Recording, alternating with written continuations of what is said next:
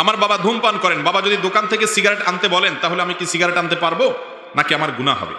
এবং বাবা ধূমপান করলে সন্তানের করণীয় কি? ভাই, কোনো বাবা যদি নিজে বিড়ি সিগারেট খায়, ছেলেকে নির্দেশ করে নিয়ে আসো আমার জন্য, এখন তো আসলে মুসিবত। একদিক থেকে বাবার নির্দেশ পালন করা এটা ফরজ না নফল? ফরজ। অপরদিকে ধূমপান করলে সেটা গুনাহ হবে। এখন কোন দিকে যাব বলেন? এর উত্তর হলো, অবশ্যই আপনি বাবার এই নির্দেশ মানবেন না। বাবার এই নির্দেশ মানা কি না? বাবার মার নির্দেশ মানা ফরজ যতক্ষণ পর্যন্ত তারা বৈধ কোনো আদেশ করে। বাবা মা যদি কোনো অন্যায় করতে বলে তাহলে সেই নির্দেশ মানা যাবে। কারণ নবী করিম সাল্লাল্লাহু আলাইহি ওয়াসাল্লাম বলেছেন, ইন্নামাত তাআতু ফি মারুফ। ভালো কাজের আদেশ দিলে তখন শুধু কথা শোনা যাবে, মন্দ কাজের কথা যদি বাপ মাও বলে সেটাও মানা যাবে।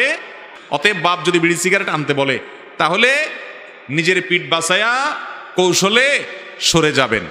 এক কথায়, অন্যায় কাজের কথা বাপ মা করলেও সেটা মানা যাবে না, কিন্তু তাই বলে তাদের সাথে বেয়াদবিও করা যাবে। সুন্দরভাবে সেটাকে ইগনোর করতে হবে, এড়াতে হবে।